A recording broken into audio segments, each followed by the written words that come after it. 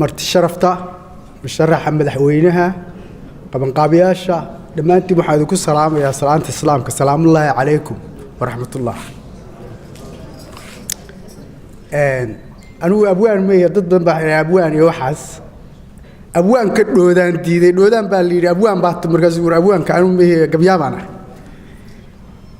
aniga iyo ragga ila mid ah hal abuur iyo in wax kale la yidhaahdo un mooyaane hawshaas hawl ma aha fudud oo cidina hawaysan karto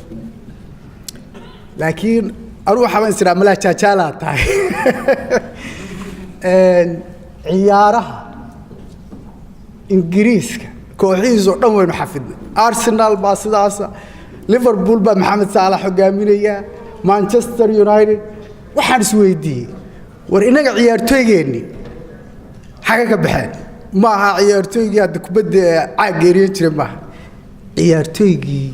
heesaha herimaheeda jaandeerta ragaha iyo dumarkii dumar ahaa hawlahoodii ila ciyaartooy anaga kuwaas u naqaanay badu shalay marka ciyaartooygeeni maxaan ka xusnaa baa leeyahay waxa jira ciyaartooy khatar ah oo la oran jiray salafsade wuxuu ahaa wiil laga go'ay oo sooraha buuhood la ka soo baxay afkaaga oo ku xidha oo aan ku sii deynay waa la ka goob marka salafsade ciyaartooygaas oo nin cabqariya oo maxaa ku yiraahdaa jaandeerta isagoo aad ugu caan baxay hase yeeshee reer yar ka dhashay ayay waxay isgaleen nin laandheera habeenkii baa la ciyaaray beesh baa la isu baneeyay salafsade ninkii bakhtigu ka dhigay hadii laandheera maxaa lagu yaqaanaa ninka xoog weyn horta uu xanaaqaa ninkii laandheeraha wuxuu yidhi salafsado intaan ku qabsado sidii qari dameeraad haddaan qaaro kula dhaco talowyeega ka qaban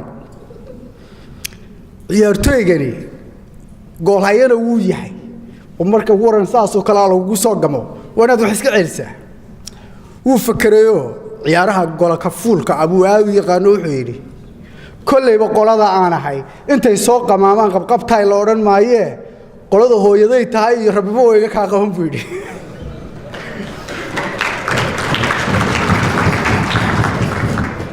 ciyaartooyga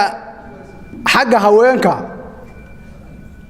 gabadh baayaduna gabadh xero ku handaaday oo aad aftaamadu ahayd baa waqooyiga ka soo baxday nin bay ishayeen marka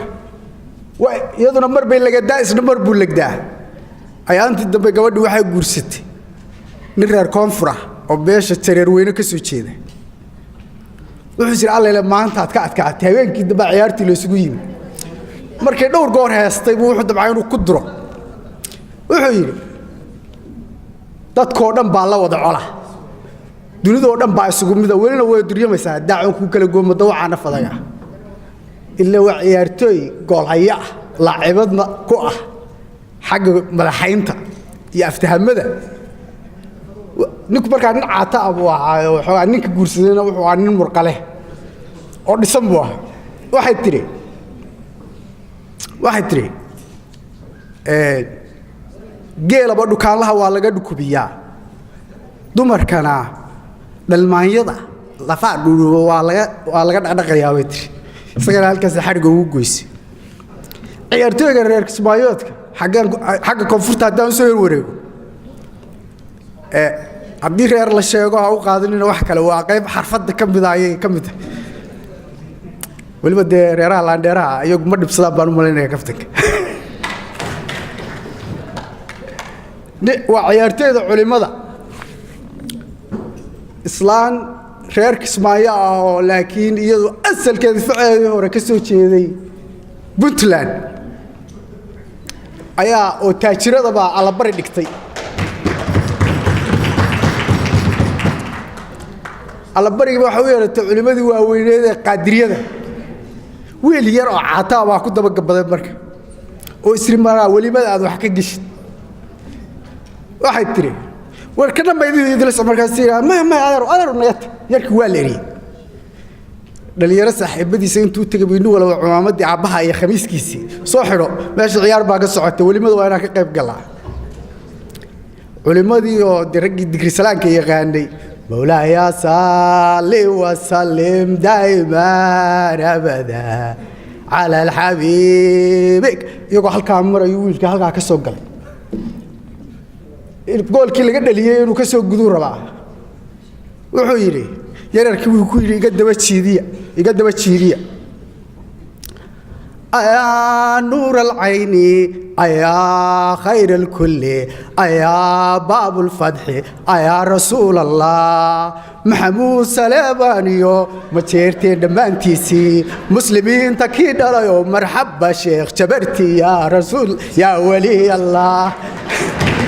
الله يا باي متري الله ويلك والعلماء أصلك هاي واكن علماء أصلك هاي ورسررت وجاية ورصاف فريسة ولا فريسية